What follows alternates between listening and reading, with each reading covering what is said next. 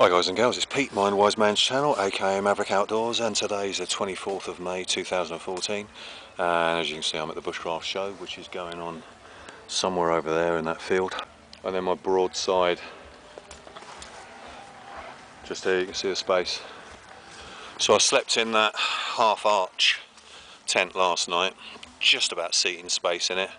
But that was nice and enclosed, so of course the thermal quality was much warmer than just being under a tarp. I've not done that sort of thing in years. I always like the open terrain around me and just being under a tarp. But yeah, that was different and that was quite comfy. So what I'll do is I'll take you back in time, and you can see a little bit of gathering with like-minded, sitting around a campfire having a brew and a homemade curry that a relative, Zed Outdoors, his sister made for us, and show you just a little bit of banter of what went on. So I'll take you back in time now. These guys, things that I don't think are good content. Like, yeah, but it's aimed for that. Brilliant video, you know, and it's like, and some of the stuff I've done recently, there's a couple of videos. I wouldn't say no. Yeah, that's fine. Thank you, brother. Yeah, yeah. Oh, yeah. We got all the woody woodcraft there. That's the burning out. I don't like using it for my original ones because it stretches. So you need to get it tight and stretch it all out. It's here, yeah, it's fun. Fucking in, yeah? Yeah, we have. Fucking out. Get away. Keep you carrying those guys back there. I was quite lucky actually because I got the truck just beyond the centre, otherwise it's not floatable. Mr. Funky Prepper with his tiny little mini head torch that actually blinds everybody. Oh, well, I want one of those. My one's really naff. Mind you, it is £1.27 from China.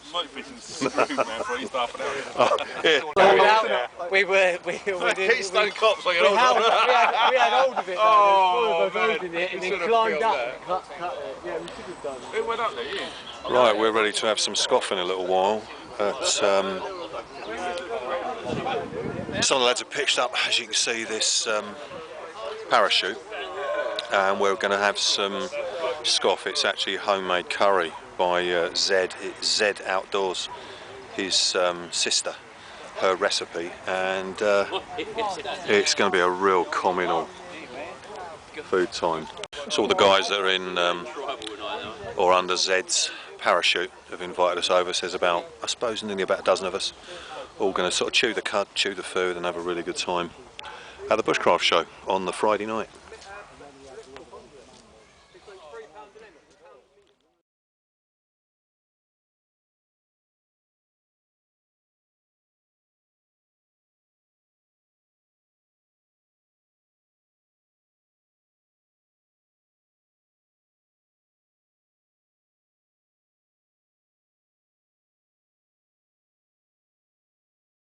Okay, before I go walkabout and see what's going on, see if things are starting to kick off, as this is the main event today, starting today, Saturday, I'm going to knock up some breakfast, as I need some really important calories to keep me on the go.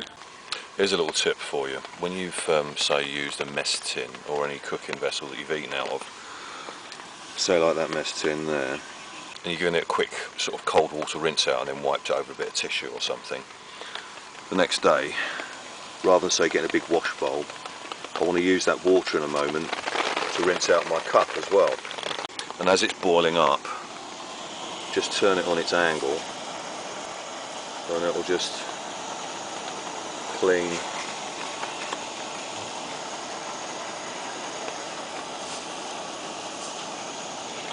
Of course the water is boiling any germs away, killing all that off, and then what I'm going to do is I'm going to pour that in there, because that just needs a rinse out, and I'm ready to start afresh cooking some breakfast.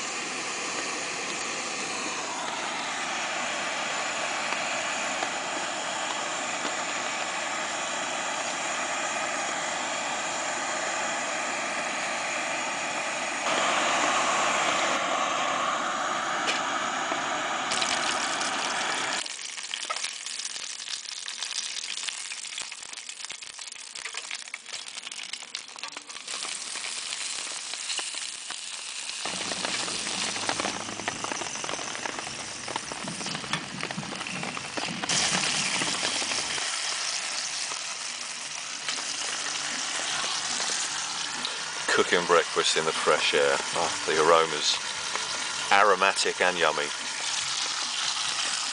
Just got the eggs to go in a moment, and then it's going down my throat.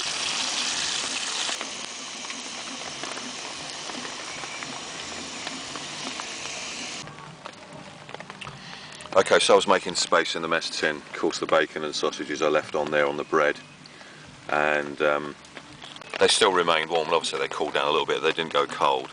Then once the bacon and the eggs were actually cooked, the eggs were the last things left, and I should put it all back. So I want to squirt of tomato sauce. Can't go without that.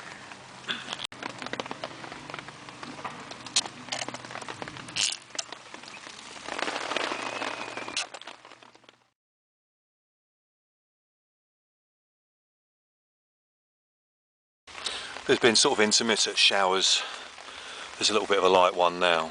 It did rain a bit this morning, but this sort of kept me dry. Just a little bit of condensation inside, but I'll just unzip it and have a look. There's my food bag. Some of the sleep kit at the end. Rucksack that carried all my clothes and just basic sundries. So yeah, me being nicely enclosed last night.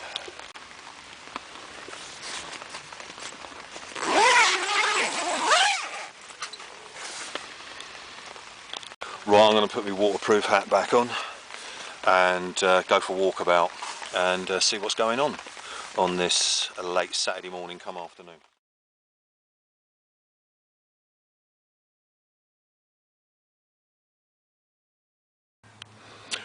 Okay, so it's now coming up to about 5 o'clock in the afternoon on Saturday, and went for a bit of a walkabout. Really didn't get a chance to go out onto the main field and have a look at the stalls and a few demonstrations, because loads of people have been sort of coming up introducing themselves and saying they follow the likes of my channel, and they've recently acquired a canoe and hoping to get on the lake and the waters tomorrow, Sunday. That's when I'm designating to go out. Hopefully if the weather clears up, as you can see it has done a little bit. But tomorrow I want to get out on the waters with my old faithful Maverick Explorer. And as I say, it was a lot of conversations, so bumping into people and giving their gratitudes for the videos, and you know, getting into the outdoors and something that they've always been interested in. Outdoors, bushcrafting, survival, prepping, the same old thing that I've been through before. So again, it's really great. Some people I've met before, some people I've not, that have inboxed to say they're coming to the Bushcraft show, hopefully be able to meet up, and I've yet to come across many others. But before I make something to eat, I actually mentioned about this separate utility belt. It's really simple. It's just one of the plastic clips fitted onto a piece of webbing type material, and attached to it I've got a carabiner Mora 510, my Monarch torch in the pouch, which is threaded through the belt loop, which is non-clip on, it's sewn so it's nice and secure, that ain't going anywhere. And on the other side I've got my utility clip, fire steel and torch, which goes in my pocket, and then also my camera that this thing goes in. I'd mentioned about this belt. I mean, it's nothing over technical, it's just an extra belt. There's my trouser belt here, you can see with the silver clip, but I can take this off and put many other things on it that I need to, as and when I want, and I can just clip it off, take it off, but I know all the things that I want, not necessarily super EDC as such, but things that I can actually tag off my belt, the things I want quick access to. So I thought I'd include that just before I actually make something to eat. I've yet to decide, because I've got plastic separate bag, which again was in the first canoeing video of 2014, but in there is all my tin stuff. So considering I need a backup of nearly 4 days food, pre-cooked, that would normally go in a microwave, or you can just cook it separately. That's already cooked, so I've just got to heat that up. Got 2 of those. Then I've got vegetable couscous, which only needs to be boiled up for about 10 minutes. And I've got sweet corn, fruit, bacon grill, Irish stew, beef stew, rusty, which is flaked potato and onion, which is in a long life bag. I can cut that in half, or have half of that portion with 2 breakfasts over the next 2 mornings. And in this bag I've got some fresh carrots, new potatoes, runner beans, and also sweet mini shallot onions just there. box of biscuits, different types, all in there. So I think it's going to be a mix of something tinned, fresh, and I think I'll use that as the base carbohydrate, or I might actually use potatoes. But I'm going to have a look through there and see what I'm actually going to concoct, and then display what the recipe is going to be. Okay, what I've chosen is some tinned beef stew. It's about 25% meat with veg and gravy, what have you, in there. And then I'm going to add to it some runner beans, carrot. I'm going to cube those potatoes and some of those shallot onions. Here I've got my saucepan with folding handles. So I'm going to parboil the beans, carrot and potatoes, and as they start to get sort of soft, I'll then add the onions, then add some butter and saute all the vegetables together, and then add that in. Okay, so I chopped up the vegetables on the lid of the container, and as you can see they're starting to boil away now. Just enough water to cook through. I decided to put the actual onions in, I'm not going to saute them.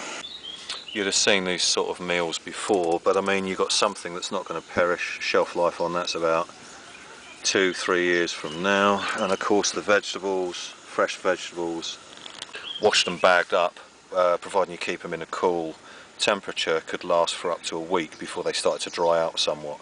So it's just, you know, something that's a bit processed with something that's fresh. You can make some decent trail food without just having to be a stock cube and dry old noodles. Okay, it's coming up to about 9:30 on Saturday night, and we've just come across the other end of where we are, same as Z that you saw on the Friday night, where we had the curry with the lads and we had some banter around the fire and what have you. We've just come across another parachute, and we're going to come in. We've just been invited in. There's Funky on his way out. Just going to do a bit of footage so you can actually see these people set up. It's absolutely fantastic. It's like a world of its own. Nice big sort of cauldron fire pit with a tripod. Get your spoon on there, Bruce. No. There's a couple of guys here that are just invited us in to have a look, and I'm now blinding them. Now they won't be able to see for another half hour what they're going to be eating.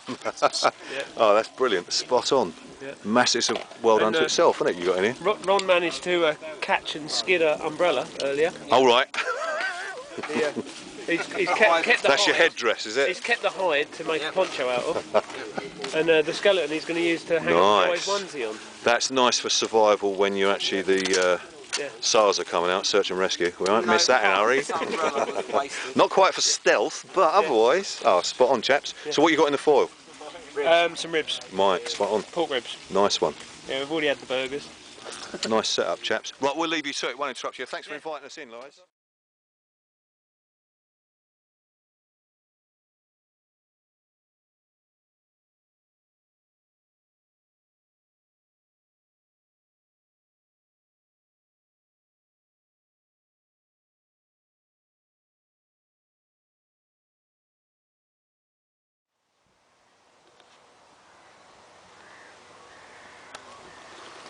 Okay, it's now Sunday morning at the Bushcraft show, and we had an absolutely heavy downpour of rain last night. Once I'd settled, it rained right the way through to daylight this morning.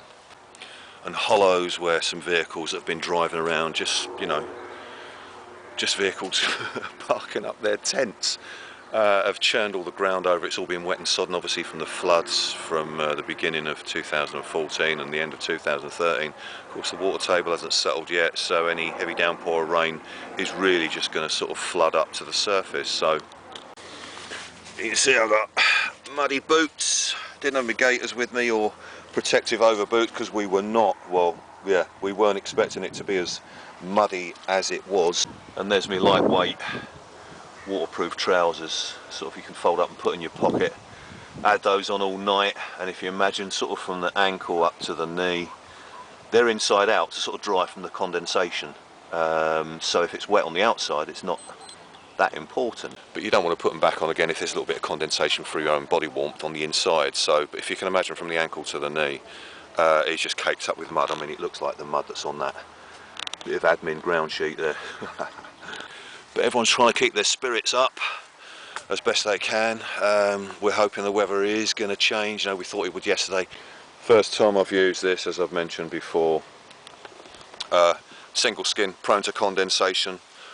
There was condensation because obviously the curve comes down, so it's lower to your body, plus the air that's inside with the coldness outside is naturally going to create condensation even without anybody in it.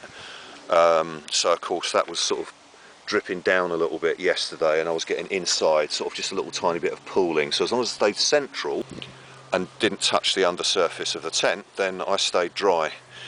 But you can see I had to dig a little trench there for the water to drain away from where it was starting to pool a little bit here, and also at the workspace head end where you can see a little but that was just to trail it away if there's just a little bit of pooling just there. As long as it's away from a workspace, that's not a problem. So looks like I'm going to get all waterproofed up again before I set off. I haven't had a chance really to look at many of the stalls because there have been just so many people coming up to us, and as I said, you know, sort of speaking, so there was a bunch of guys just came by, had me sort of back to the outside of the path there, and I heard someone say, "There he is," and it was like, "No, I want to cook some breakfast." So I went, "Hi, I don't know who you are," and turned around, it was a bunch of the Baza crew, Baza camp, so, or Camp Baza. So yeah, it was good to see them guys. Some of them that I hadn't bumped into yesterday, although I did see a few of them. They came over to mine and Funky's little setup here. Darren stayed in his 9x9 last night, and he's just got the hammock up if he changed his mind to sort of sleep outdoors or just to sort of come here for a bit of chill space and just swing on the hammock. But I want to make this a proactive day with a bit of content, so I'm going to get on the move now, make something to eat, and get some calories down my throat. All good stuff to get the day going. The old faithful 533, that's all I've used. I bought my firebox stove, I bought my Primus, pocket rocket. If on my travels I needed to have something smaller in my pocket, then it would be the pocket rocket and the little butane gas stove canister, which is about the size of my fist, so you can put that in your pocket if I needed to take some sort of cook unit with me. So I just brought that for backup, and a firebox stove. But I think if the weather turns nicer, then, you know, I'll collect up some upstanding deadwood and maybe cook later on, because it's leisurely, you know, if it's nice and warm. I don't have to, it's not a survival situation. Just like this, I could have used a different tent, but I wanted to use it for the first time instead of maybe my hoop bivvy. Just a little bit more headspace inside, and just to try it out. And of course now found it's condensation, which is quite standard with these. So I've got my actual bug out tent in the car, which is a camo, which is a dome tent. It's a 2-man tent, quite basic, about, I think it's 2000 hydrostatic head. But you can sit up in it. It's got a canopy that opens up from the front of the tent.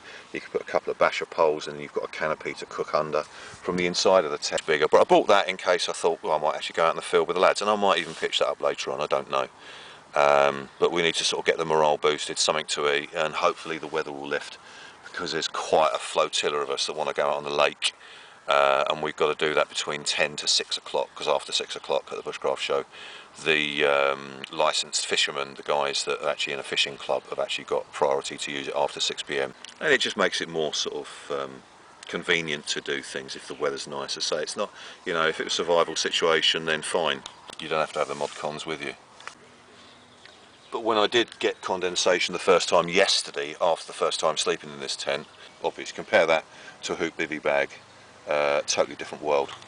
But I was nearly going to pack this up yesterday, and then I thought, no, actually, if I was out for sort of 3-4 days, and this is all I had to use, then I would have to put up with the little bits of pooling of water from the condensation that's dripped down. So I thought, well, you know, being the sort of person I am, and I thought, you know what, actually I think I'll persevere with it, and if there are little bits of pooling water, which there was a little bit when I woke up this morning, but what I did, I kept the door open all night, so there was more of a vent, and it didn't really make much difference to the temperature, because since I've been here, the breeze, whenever it has kicked up, is always coming this way, so it's coming over the top and not in my head end. So yeah, that was okay.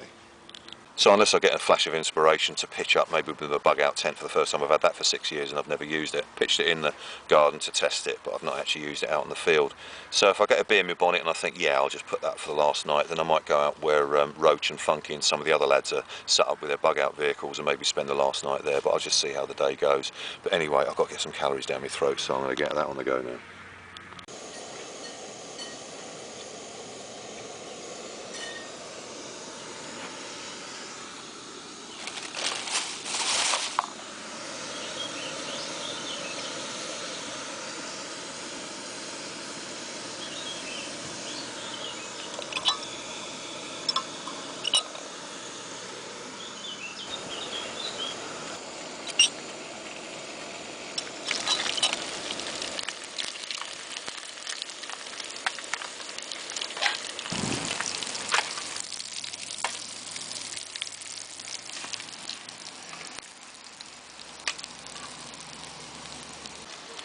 Okay, just a little tip that you might already know, but if you're just using one cooking vessel, as you can see, I cooked the meat.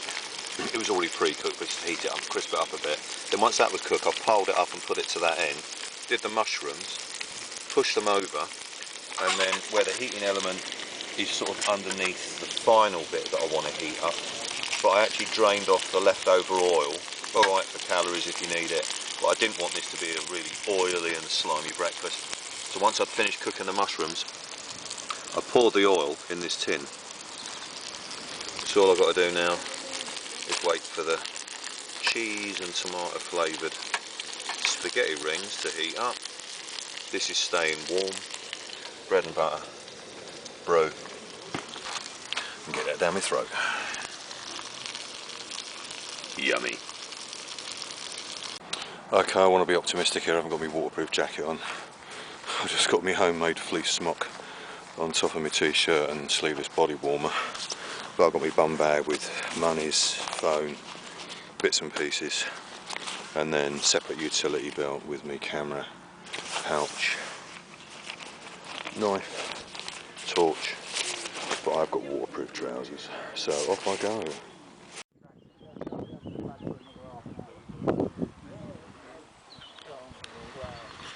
Okay, my pitch is just over the other side of that sort of slight upright of the tree and just a little bit further beyond. That's the rest of the site. This is where the ground is a bit firmer actually, it's not too bad here. The further you go where the exhibition stands are, right over there it's a total quagmire and swamp. And it goes from green to brown. Some lads here, some guys that we met at the Bushcraft show last year, Steph who came to our meet where I first met him.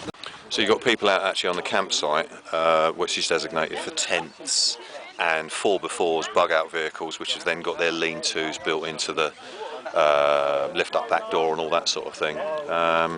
So you've got like people there under a tent with a canopy, and yeah, and so far it's just gone 1 o'clock and the weather's held off, but if the pressure stays like it is, hopefully it will be worthwhile me coming out without any waterproofs, because if I get over there where that tree line is and it starts pouring down with rain, I'm going to get soaked. But there you go, it's just one of those things. So I'm determined to try and pretend it's a lovely day and not having to worry about waterproofs. But you can see further over there. So if you imagine the perimeter is all the way round and where that tree line is just there, you might just see that Land Rover, the top of it, just moving over there. That's where the road is. So behind me is the road, but like the main woods, the terrain is like an L shape here, and then it goes up there. And parallel with the woods is actually a small little backstream, a little backwater that comes off the River Trent, which is right over there. And then the lake is over there that I'm hoping to go canoeing on, but we've got to do it before 6 o'clock. So, okay, I'm just going to take a little stroll before I have a look round the stalls. It's sort of sun. Oh, look, trying to get through. Yeehaw! If that cool breeze still keeps going the way it is, I reckon it'll blow it over, and we'll just get a sort of clumpy cloud, which are not too designated to rain, so that should be okay. But just coming over to Armoured Cockroach, Roachy, Mike, and Richard, Lone Wolf. Here's Roach. You might have seen his video where he actually made this, he improvised and made this little shelter kit. You packing up, mate? No. Right. Just got something off out the trailer, Pete. Right. How was your sleep last night? It was good. I found, it's quite funny, this morning I think maybe this piece of metal here, I've got to drill these 2 rivets out and maybe a bit more sealant, because early this morning I had 10 drops of water, and like the first 3 sort of went blip, blip, blip, and I found that really amusing. It's sort of laying there making me smile because it sort of dripped on the side of my face. Did it? Thereafter, it was a little bit irritating, yeah. So I'm going to take that piece out when I get home, reseal it, but that's the only problem I've had with it. You know, the space inside, people have sort of said, isn't it a little bit small for you? But this is just a crash mat out of a gym, and it's 6 foot by 4 foot, 2 inch thick, high density foam. So just bought that off the shelf. That was kind of fairly cheap. Yeah. I used to be 6'2", but today I stand before you at 5'11 3/4. You had that here. So I've been, you know, provided I don't stand to attention when I sleep, sort of thing. that's fine. Or you got to get up too quick. But I mean, yeah, you can I suppose you just move onto your side, then go sit up You know, I instead tend to lay on my side. Yeah. It is kind of best part of 4 feet high. Right. Got the little light, which is as a solar light. You know, so if you've got to do your... Oh, and you've got your wind generator on top there as well, haven't you? Yeah, yeah. The wind turbine I've just popped off because... Oh, yeah, right. I just got something out of the trailer. Right. Just to get stuff out of the trailer, you literally, it's on air rams, you literally shut it down. These two panels, the roof, the top tent and this floor clip together. Right. And then you lift it up and you get stuff out of the trailer as normal. Right, okay, yeah. So it then becomes a lid that you can get into stuff that's that's it. in the unit. What I didn't Spot want to on, do is I bloody didn't want to design out the flexibility of the trailer. You could still put half a ton of coal in it. Right. You know, I think that's important. Yeah. When you design a special anything, what you don't want to do is design out all of the... right, yeah. The original use of what you want that unit for. Yeah. You know, so... Mate. But total cost, I think, with the cost of the trailer, rooftop tent, I bought 6 metres of this waxed cotton fabric, which is just sort of barber jacket type fabric. That was £30. Right. It's 1.5 metres wide, I bought 6 metres. 38 quid delivered, I think it was. And about 7 days of kind of messing around and trying to work out how things are going to work and open and close. Yeah. I like it because it's just instant. You just Yeah. pull up, you open it up. Yeah. You don't need to put the poles in it. You know, if it's a bit kind of overcast, you can just do the toggles up and it'll be fine. I mean, the fabric certainly hasn't leaked at all. Yeah. Sturdy waxo material. Spot on. They do something with it during the manufacturing process. I think maybe they put the oil or the waterproofing in it Right. during the manufacturing. Right. We haven't been to get water since we've got here, Right. because we gathered over 2 gallons of water on the tarp. Oh, right. Yeah, I mentioned something about that yesterday. Yeah. So on top of it and then drained it off. So we literally drained it off. We had 1 gallon of water that we used as grey water for drinking water. Right. And the other gallon of water we've used for washing up and admin. Oh, brilliant. You know, so the grey water for drinking we've just put in the kettle, put on the dual fuel and boiled it up. And we've been here, I mean, since 9:30 Saturday morning. It's now, you know, getting on for midday Sunday, and we've only just run out of water. Right. You know, so. And all been sourced So we've done good. off the shelter Yeah, we tarps. Brilliant. haven't really moved from where we are. Yeah, in the faithful potbelly stove. we haven't lit that up yet. Oops. Look for me guy lines. I think we might today. Yeah. Did you have the fire drum going yesterday? Have you not kicked this in yet at all? No. Right. Still ready though, isn't it? Ready to rock and roll. Here we go. And there we can see the top of Richard. Lone Wolf setup, 9x9. Connection tarp between the back of his truck and to get into his main shelter unit. Oh, look at it now. Yeah. Turns out nice, doesn't it? And what's that, mate? I thought I saw you ringing something out. Apart from myself. That's a really old Kit Kat we found. All that is out the back. I've had a new plate put in it last year. Okay. So that just sort of sits on top of the plate, carpet on top of that. Right. And then there's just a bit of extra rubber matting.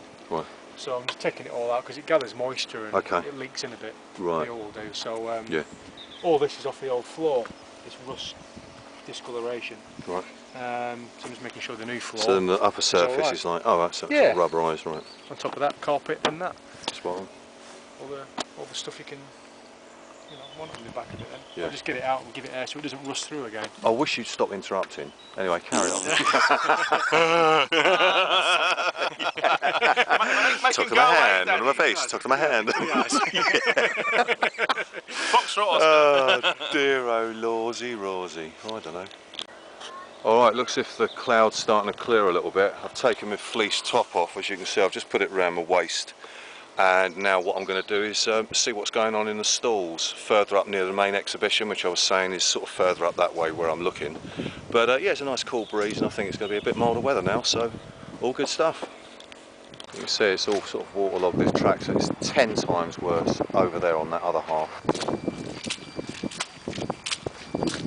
So you can imagine it just sort of, especially with people with families and that, kids want to get out. Well, we found a bit of terra firma over here, so. But that's the length of the woods that I'm in, somewhere over there. And the woods go right round, saying the lake is right over there.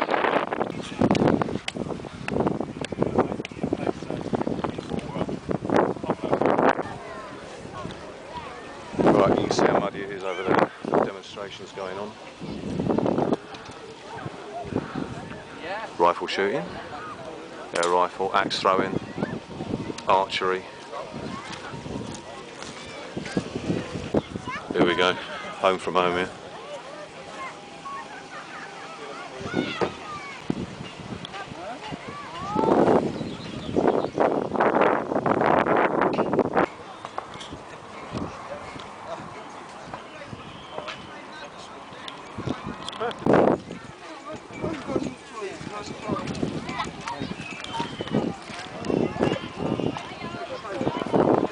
Any adolescents watching this, young kids, young teenagers, even adults, get off your butts, get off the computer games and do something like this.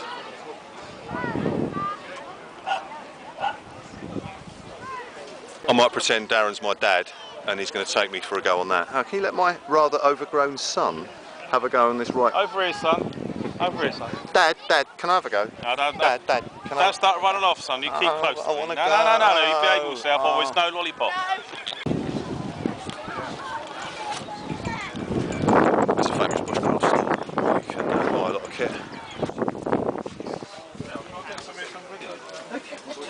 Because it's all these interesting different coloury ones, I think. It's more appealing than the... You video away.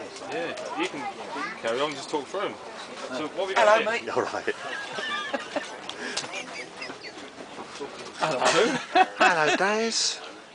These look nice. Amazing. What's it called? It's called. It has a little sort of on the inside.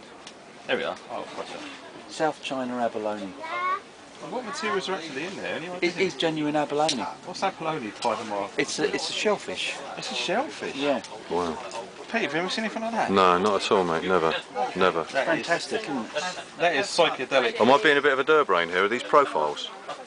These are The scales scales. for knives. Right, yeah. Scales, Right, yeah. These are very popular with people that make folding knives because it's very expensive. This one's All these materials of On this side, knife making, in the middle. do-it-yourself kits and what have you. As the gentleman was saying, some really unique stuff here. Too good a deal not to look at here. Okay, apparently the entrance to the lake is somewhere up here, so I'm going to give that a deco now.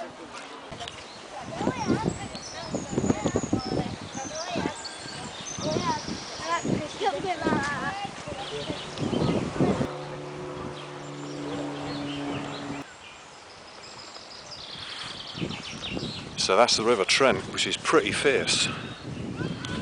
So the lake, just get me bearings properly, is somewhere over there.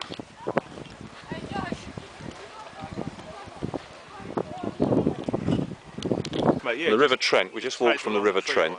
So me and Darren have just walked round here, there's a few put-in points and we've come down to here and here's the actual lake. So the River Trent is sort of over there where you saw it gushing down just previously. But Darren was just saying, you know, all the hustle and bustle of meeting everyone, which is great, but then it's just nice to have a bit of me time where there's no one here, just me and Daz. Just filming stuff, just random, relaxed, in the moment, just chilling. I've got an hour and a half on the water, or if it's like 4:30 to 6, then yeah, that'll do me. Or at least an hour, until the novelty wears off. But when the novelty wears off, I must really want to pitch up and do a stealthy in that little island. So, got a birds of prey demo just here. The lake was over there, but now you can see all the mud that everyone's having to trudge through around this area.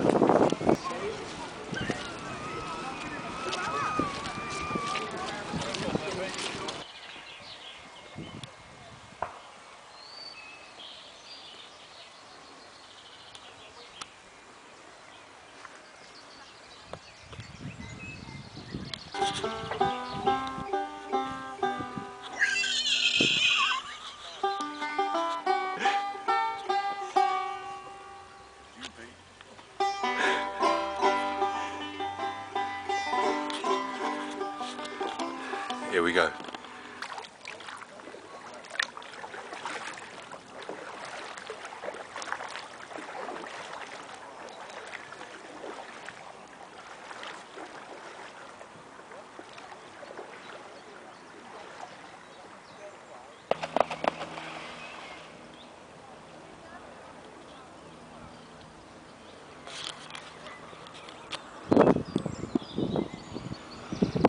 here I am right in the middle of the lake, so I've got about an hour till officially we have to get out and I'm being welcomed by a swan. That can only ever happen in a place like this. I don't want to disturb it, I'm just going to stay still. Look at that elegance.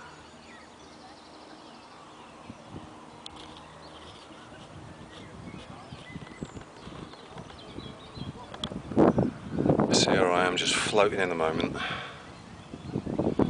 It's funny, I've had loads of sort of jokey comments about the film Deliverance and that big adventure the guys went on, and then the altercation that sort of happened and the threats and the danger and all that sort of thing.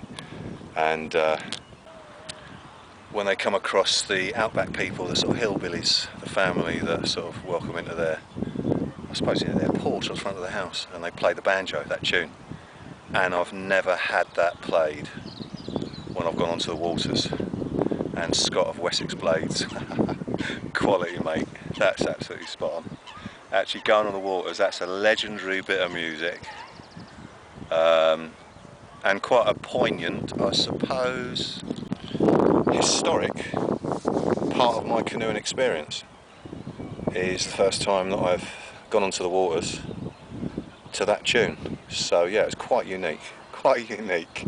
It was worth travelling all the way up here, putting up with all the mud, the pouring rain, the small thunderstorm, just for that minute or so of that music. Oh well, chilling at the moment, waffling on, it tends to happen. That's really strange. The camera can't actually catch it, but the clouds moving across like that, I'm sort of broadsiding, going sideways, very, very slightly this way. There's 3 layers of trees, and it's as if the boundaries of the different lines of trees, one where the reeds are, then the highest ones right at the back there, look as if they're all moving independently, as if they're 3 rows of trees on conveyor belts. I mean, it don't really make sense what I'm verbalising now, but if you were sitting here and you could actually sit, and I don't even think the camera can actually pick it up,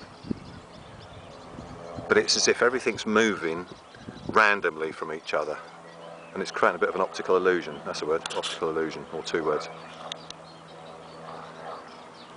But if you're into being in the moment,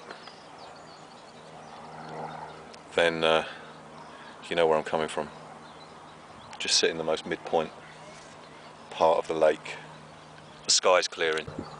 Oh, that's the biggest bit of blue sky I think I've seen all weekend.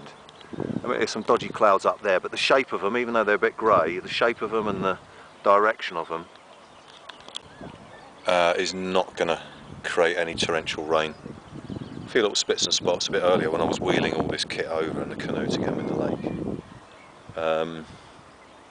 But hopefully, I mean, I've been saying it all weekend, hopefully it will hold off.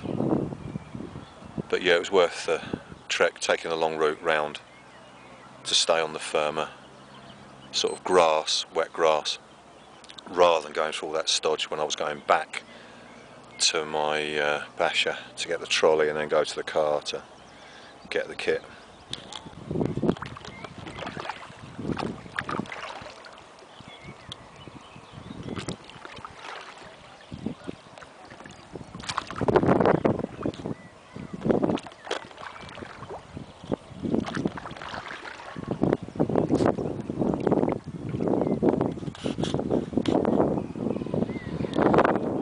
You can even feel the air has got a more of a sort of a freshness, obviously because it's open, and the temperature of the breeze coming off the water is going to be cooler anyway, but also the air, it just feels different to breathe, obviously because there's no humidity. When there has been a little bit of warmth on where the venue is, Bushcraft venue, the earth has been obviously sodden and there's been dampness everywhere, and when it's got a little bit milder, it's started to make it not humid, but there's been a very, very slight humidity. So being here, I just feel it straight away after the past 3 days being over there, and then just being here, I can really feel a freshness in the lungs, a coolness. Anyway, I'm waffling on again, just like I did last year at the Bushcraft show on their lake at the other venue. But I mean, you know, you cannot experience the environment of this type of environment on the waters unless literally you're on the waters, as a lot of people are finding out that are getting into canoeing. You've got to rely on the vessel you're in, otherwise you're going to get wet, and it's very deep down there. Over the past couple of years, I suppose, I've been asked a lot of advice about, you know, what type of canoe to get from my experience. You know, I wouldn't deter anyone from, you know, going on a canoeing course. Great to do that. But the primal thing, you know, some people said, oh, you know, they can't swim very well. You know, my primal first bit of advice is make sure you can swim with your clothes on. And make sure you can swim in the first place, because you're in the water. And if your vessel fails, canoe, boat, tender, whatever, dinghy, you know, and it fails, odds on you're going in the water. So you don't want to let that phase you out. And also it's an idea to find somewhere where you can practice. You know, being in the water with your clothes on, you know, sort of put yourself in a scenario where you have to get out of the canoe and, you know, somewhere in safe waters, because if it goes wrong, then you don't want to put yourself like doing it right in the middle of here. That's exactly what you don't want to be doing. But, you know, once you feel confident and you get in, this becomes your comfort zone, then, you know, the river world's your oyster, really. So, yeah, I'm just sitting here. There's a gentleman over there paddling his canoe with his daughter. And he's got a slightly newer version of mine, a nice sort of green one. But he's got exactly the same canoe as mine, so he's paddling the waters thanks to Maverick Outdoors canoeing. So all great stuff.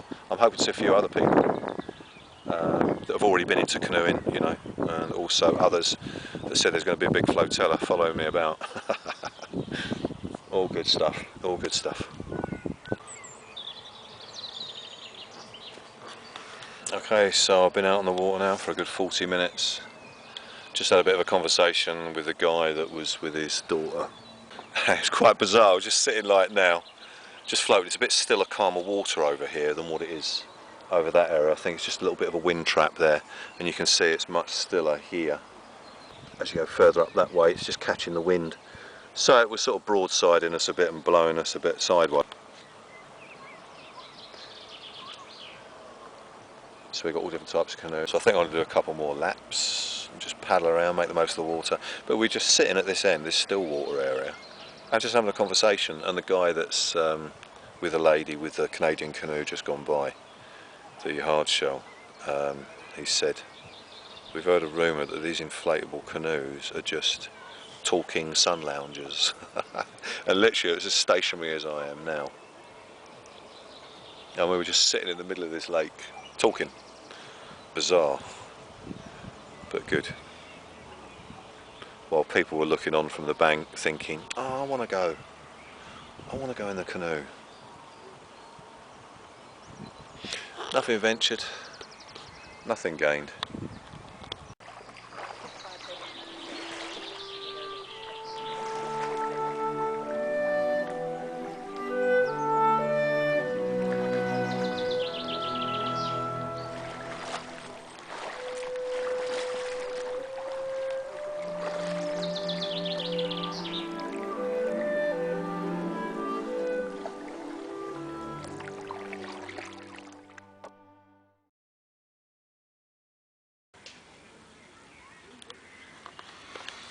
Okay, it's coming up to about 8 o'clock on Sunday evening, and I've just put some tea tree balm type wash liquid in the old plastic bowl.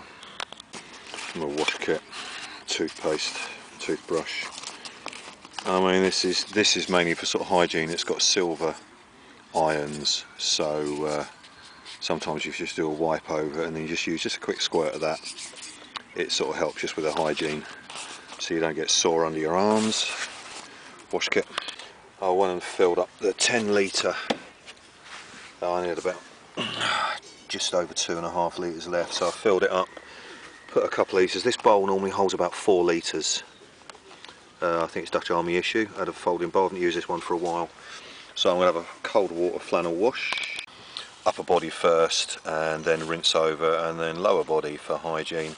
And in there I've got a well-deserved clean change of clothes, so I'm going to freshen up. I've got plenty of food here, but I was going to knock up some smoked oysters, smoked mussels in a spicy tomato sauce, and a multi-grain pre-cooked pack of veg.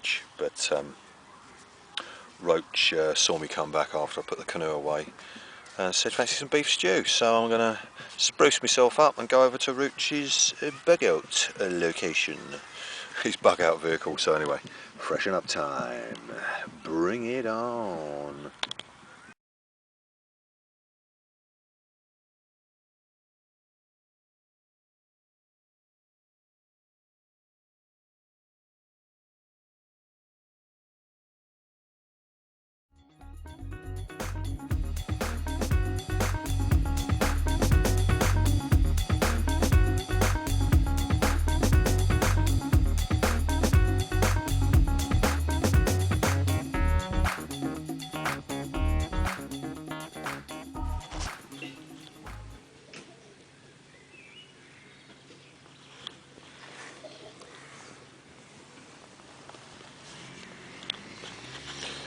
It's now bank holiday Monday morning, and didn't sleep too bad last night. By the time we finished sort of socialising and being out, it was quite a sort of a chill factor night, but the sky totally cleared and it was one of the most starry sky nights we had. So we met up with groups of people. Camp Baza had their little gathering, which tend to accumulate about up to 50 people at one time. So it was really good to sort of tally up around their fire space and have a chat and put the world to rights and all that sort of thing. But this tent, no condensation in it, in comparison to especially the first night, because obviously the air pressure is different, and even if you're not in your tent and it's a single skin or it's this sort of surface, you will get some sort of condensation because you've got air reactions changing to the temperature of the surface that the air is touching, and of course it takes the moisture onto that surface. So last night was a much more sort of drier atmosphere night, so yeah, no little pools of water anywhere on the side. Obviously I'd stay dry if there was, because I was in the middle. Finding where the little condensation puddles were, it's only about half the size of the palm of my hand really, when I did have them the first two nights, especially the first night. Because of course I'm enclosed in this small sort of half-arched tent, it sort of keeps the warmth in more, you're less exposed to obviously the colder air outside. So, stating the obvious of course, so what I did, I just had the two-season sleeping bag, me Dutch Army thermal socks, long johns and then the softy trousers over the top, and just literally my t-shirt and the British Army issue Kung Fu jacket thermal liner in the sleeping bag. I could have had a 4 or 5 season sleeping bag and just slept in me underwear and a t-shirt, but if I have to get up during the night or do anything, I like to at least be togged up so that I can get straight out of the bag and get into action if I need to for anything in particular. Okay, at the highest point of this sort of sleep area tent, that's all I use it for, just to sleep in and store my kit, I'm sitting up at the highest point, and as I take each layer off, what I'm going to do is actually pack it away as I take it off, rather than get dressed and struggle about moving around in here, sort of on hands and knees, struggling. As I sit here, I'm comfortable. I've taken the sleeping bag off, I'm going to put that in the stuff bag, I'm going to take this off, put that in the stuff bag, take the softies off, take my long johns off, and then put my trousers on, which are just on my kit bag outside, and my socks that were dry and got a little bit damp from the boots, which were a bit damp from last night. So I can just pack it away, it's practical, time saving, and then put my clothes on and then make something to eat.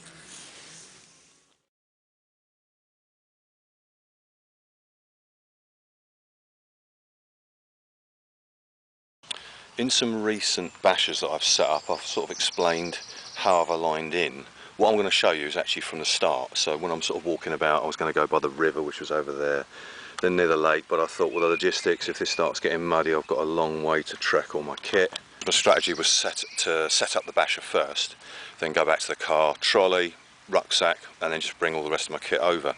But of course, this terrain and this woodland, so a view from the foot end of my setup, it's all sort of shrub, bushes, small trees, there's a small oak, hazel, so it's not sort of a systematic sort of loads of uprights where you can just eye it in and literally sort of view it as you're walking along. You're having to go into the shrub, and then maybe if you're clearing the grass like over there, the ground's uneven and that sort of thing. So of course when I came back this way, I thought, right, okay, I will be near to the site. I can get in and out of the venue quite easily. You know, where all the events are taking place, sort of all over there. Some of the lads were all, yeah, sort of not bashed up as such, but they're bug-out vehicles and lean-tos attached to them, so that was their setups. So I was sort of in close vicinity to the lads and what have you.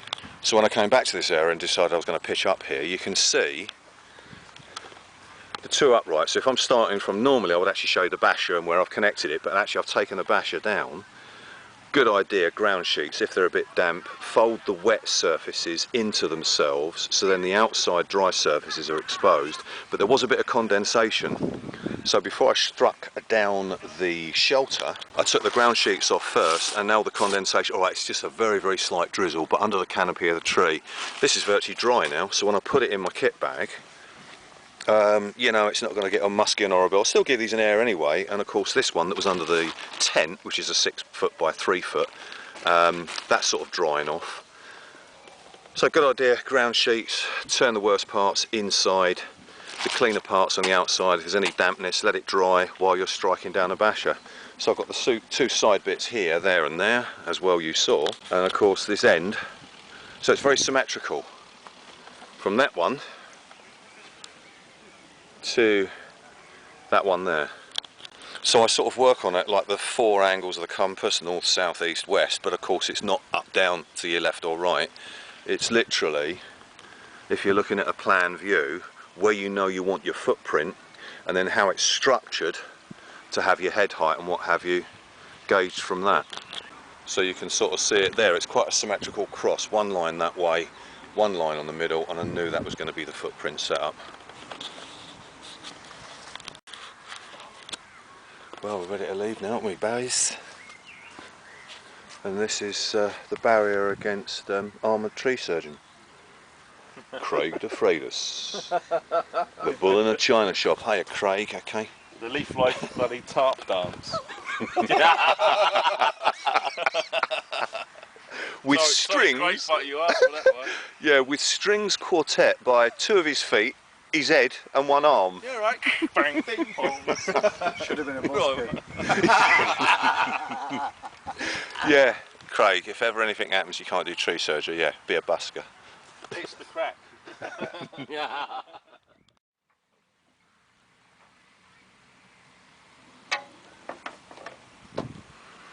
Okay, it's come up to 4 o'clock in the afternoon. You can see the field's got even clearer. That's where Camp Basil was, just over there, where there was about 50 people last night. As I said before, Roach and Richard were just in this bit of area. Some of the lads were here. We had the gazebo. And the Funker Duster, he's just taking down his 9x9 and his bug-out vehicle, his 4-wheel drive. He's inside, there's my kit, ready to load up in the back of Darren's truck, and he's going to take me over to the car park somewhere over there. But so we're ready to leave now, this big event, maybe until the next year. We've heard it's supposed to be at a different venue, and hopefully it'll have some waterways for me to take the canoe out. So Darren's gone in there to do a costume change. He's going to do a little Maasai dance routine for me that he learnt whilst he was here. He's going to play that bongo drum as well, and then we're going to get on our way. So I hope it gave a little bit of a perspective of this year's Bushcraft show, even though it was a little bit waterlogged and wetted out. But we had some really clear, the irony was we had some really clear starry nights, so especially last night it was really clear but chilly. So it was worth putting up with the dodgy weather just to have those starry nights, if that's what the deal was. But we're going to make our way off over there in a moment. So as always, really appreciate your interest. Thanks for watching. I'll catch up with you in another video soon. Cheers, take care. Yeah. Oh. Are you saying hello? Hello. Hello. Yeah. Hello. Hello, my friend. Safari dog. Camping canoe dog. Yeah.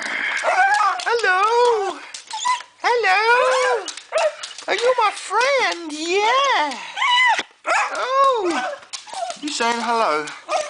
Akasha, Akasha, camping canoe dog, safari dog. Yeah.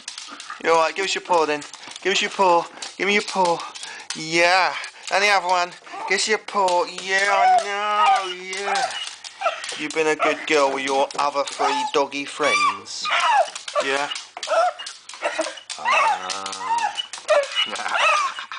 You're a goodie. Yeah.